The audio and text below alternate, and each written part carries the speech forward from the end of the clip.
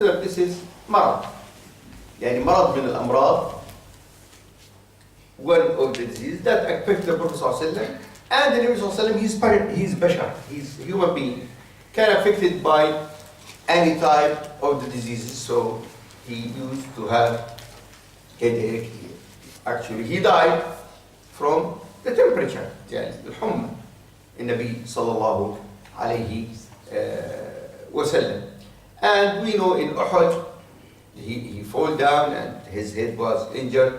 So all this can happen to the Prophet sallallahu alaihi wasallam. And there is hadith also regarding that Nabi sallallahu alaihi wasallam used to be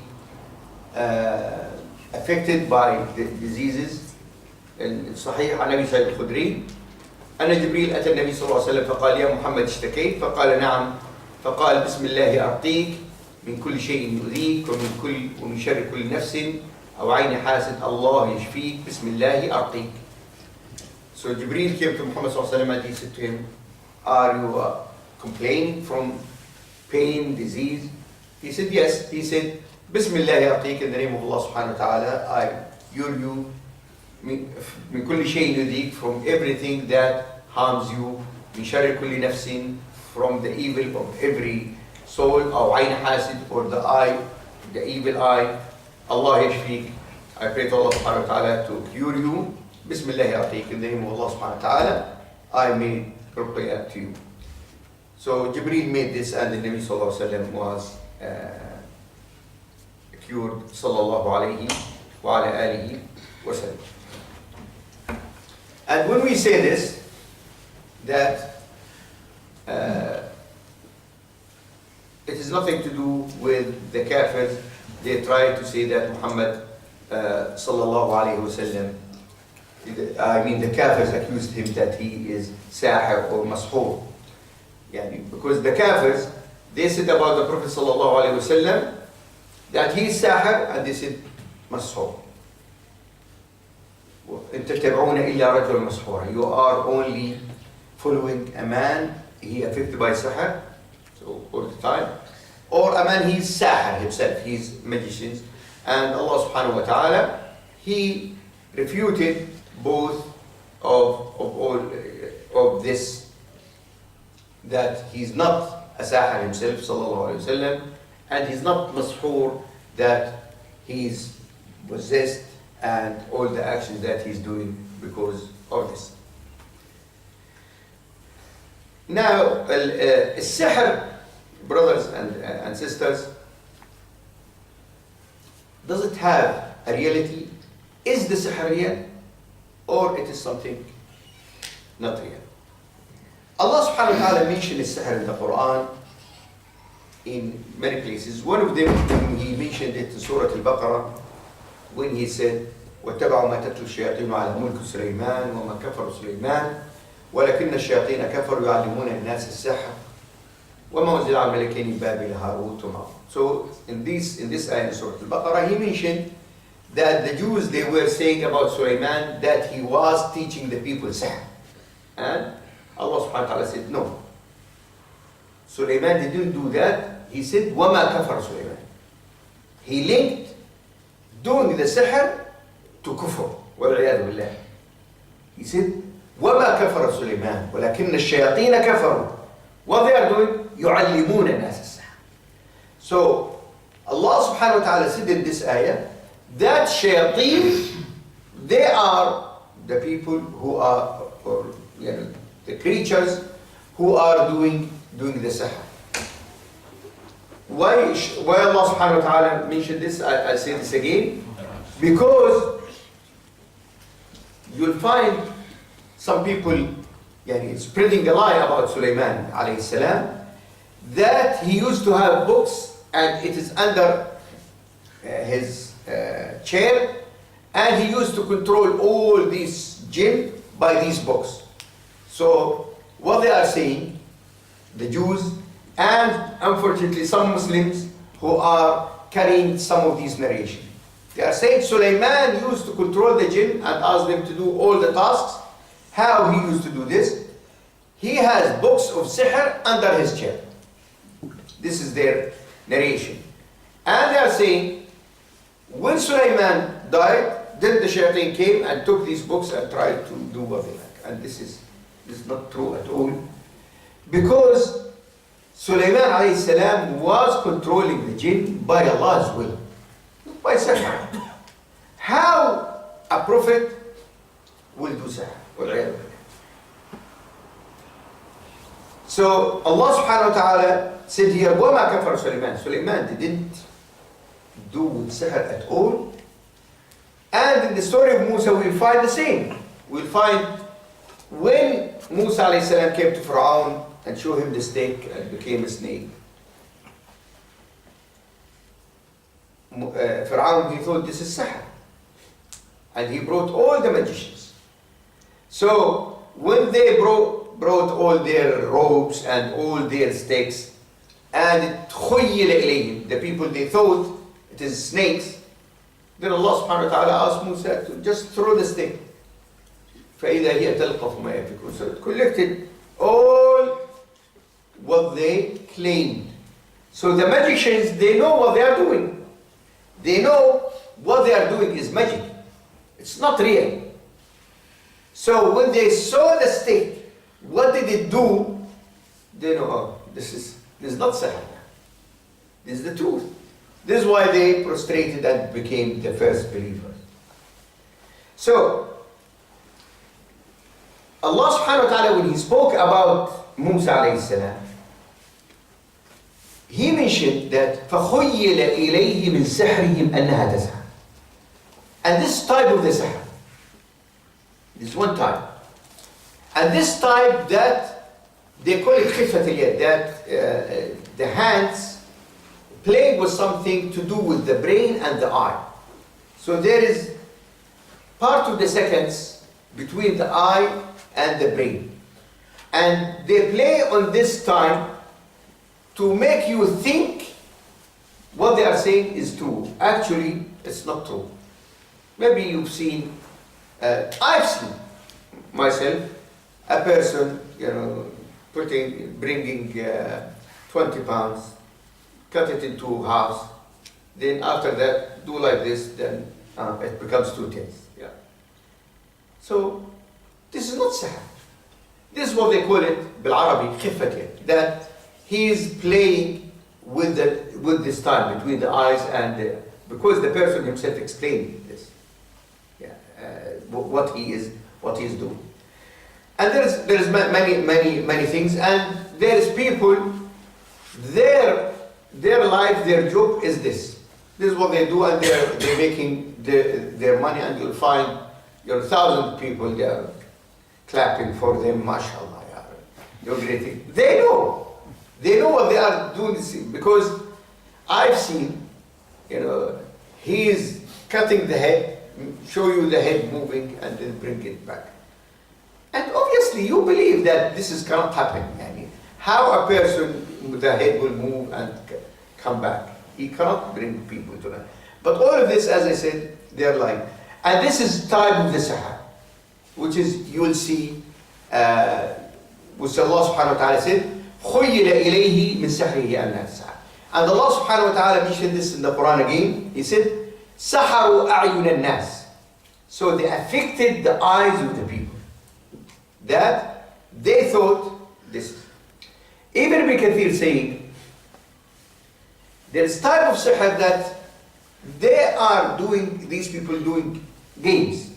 He said that some of these ropes and these, they just put mercury. The mercury, because it is so heavy, when it becomes on these, so it start doing like this. So the people, they thought it's not the mercury, it is actually these ropes and these sticks are moving. This is one type. The other type of the sihr, when the jinn, when the people who are doing sihr, they seek the jinn, the help of the jinn. And these people the jinn themselves, because they have different power of our power, they can cause disease to a person. They can affect him mentally or affect him in his emotions and all of these things. So the actual effect will be from the jinn, not the person himself that he is doing the sihr, and this can be cured. All types of sihr can be cured. There is no sihr cannot be cured. This is what I'd like you to understand, because what I've seen in this country, which is different from my experience, you will not find, I talk about where I brought up, Jordan, Palestine. You'll not find the sihr and talking about sihr that much. You will find the people talk about it rarely. But when I came to this country, so I talked to a brother, he said, oh, sihr. You'll find, so Asia, full of this. Africa, full of this. Morocco, there's some people from Morocco. Even a brother, or a writer, scholar, he said, when he spoke about that Allah subhanahu wa ta'ala mentioned that when the jinn try to listen to the orders, then Allah subhanahu wa ta'ala said to them, show, strikes. He said, when you go to Morocco, you can see it clearly that there is sparse balls all the time, because these jinns try to do their job and Allah subhanahu wa ta'ala hit them. Subhanallah.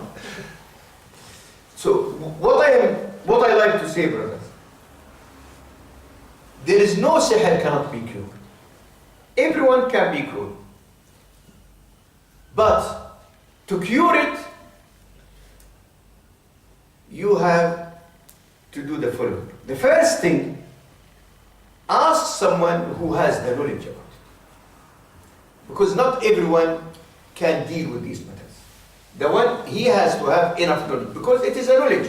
How to deal with these matters is a knowledge. It's not something that everyone who knows the Quran can do. No. It is knowledge. As we say, tafsir is a knowledge, hadith is a knowledge, fiqh is a knowledge. Again, to deal with these matters, ruqya, sihr, it's the knowledge in itself. This is number. Number two, if you go to a person and after he asks you about your name, he asks you about your mom name, say to him, Salam alaikum. Straight away leave. Why? Because this person is dealing with jinn himself. And this will not cure you. He will make the things worse. If a person tried to ask you to do something haram, if you go to a person and ask you to do something haram, or ask you, for example, let me stay with this lady in our home. So I'd like, so go, all of you go outside, I'd like to deal with her in my own. Again, this is sihr. This is not a person who's dealing. And if you search or read, you'll find, and even some of them being in the court in Saudi Arabia and other countries, that those who call them sheikhs and dealing with these matters, what they did?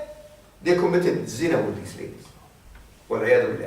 Even some of them, to the extent, they said, this cannot go, this is nafs al-khabitha, which is control you, cannot go without me doing zina with you now. If I do this 3-4 times, then the ruh, al-khabitha will go. I am telling you the truth. Yeah? This stories happen. So I am advising you, if any of you, something happened to, or a friend or a family, and then the person say to me, okay, let me deal with this lady. Or if she's a lady and say to her, okay, can I see something which is haram from your body? Maybe they put that thing in the certain place or no. This means that these people, they have nothing with the deen, with Shia. Doesn't matter how long is his beard, doesn't matter if he has mushaf in front of him or he is leading 100 people in prayer. Don't believe these people. And if they ask you to bring sheep or a cow and they say to you, these jinn, they cannot cure you without sacrificing for them. This is shirk now. This is shirk. When you come, you bring a sheep, and you say, okay, this, and they will ask you, slaughter the sheep in the name of Jashan bin Nasham bin, they tell you names which is funny names and silly names. So this is actually what you slaughter now. You slaughter to the shaitan, actually. You are not slaughtering to Allah subhanahu wa ta'ala. Or if they ask you now to do a lot of oil and this and put this and that and rub certain, I was reading once and they said you have to rub certain places which is private places and in a way, and the sheikh will do this. I was thinking, how the sheikh will ask the people, bring these people and to cure them from this, he will ask them to be naked and rub all their body with his oil. How come? So I am telling you these things to be aware of these problems. Now, if you go to a person and that person first they didn't ask you for money, it is allowed. And he's using only Quran and Hadith. They didn't ask you for the name of mother. They didn't ask you to slaughter. They didn't tell you about, I like to see jinn. And his history, you have to ask about the person. That he's a righteous person. He is not involved in haram. Then you can trust this person and ask him. The minute you notice that he is going astray in any or asking something, you believe the normal person knows it's haram, say, okay, sorry, I don't want to carry this in haram. And also another matter, if they start to, they say to, I have to do for you a ta'weez, and that ta'weez is something, if it is not, firstly, if it is not in Arabic. If it's not in Arabic, throw it in the bin. If it is not Quran, despite different opinions of the scholars, is it allowed or not? Maybe something I'll cover it next time. Or it is something no one can understand it. Or he say to you that you must carry it all the time.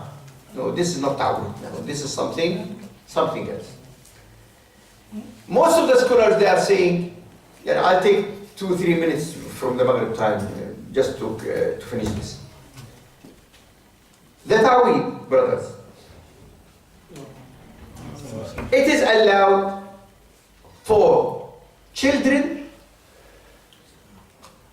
and if a person, he is totally ignorant, he's no knowledge and these things, he cannot make ruqya for himself. But anyone can make ruqya for himself.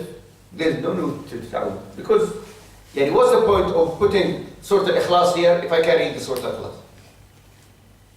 No point. The last thing I'd like to say to you, if you feel at any time that maybe you're affected or something, do the following and listen to this carefully. Firstly, try to be all the time in wudu. All the time. From the minute you wake up in the morning until you go to bed. Try to be in wudu. This is number one. Number two, read Surah Al-Baqarah in the house, maybe for a week, every day.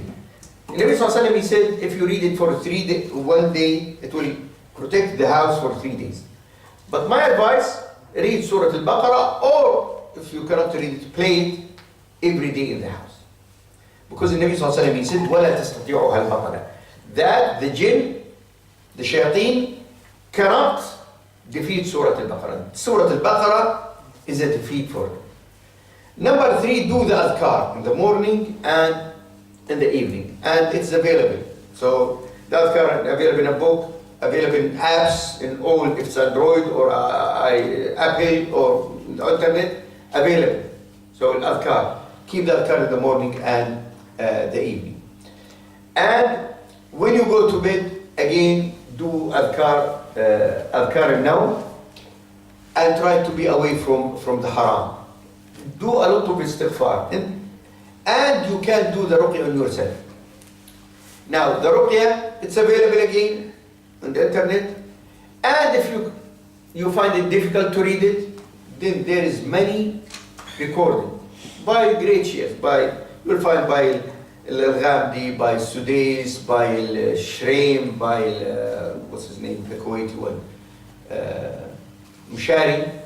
So, and it's available. Some of it take about 1 hour. So, put earphones in your ear, listen to it while you are sitting. So, in this way, and you can do the ruqya, doesn't matter, once a week, every 2-3 days, once a month. It doesn't harm. Actually, it will bring you a blessing. And I tried it many times and it is working very well. The ruqya. It is working very well. So, listen to it, read it if you can. I prefer that you read it. But if you cannot read it, you can listen to it. In this way, you will be protected, inshallah, from shaitan rajim and from all those who are supporting them. أسأل الله سبحانه وتعالى أن يغفر لي ولكم ويرحمنا وإياكم. سبحانك اللهم وبحمدك أشهد أن لا إله إلا أنت أستغفرك وأتوب إليك.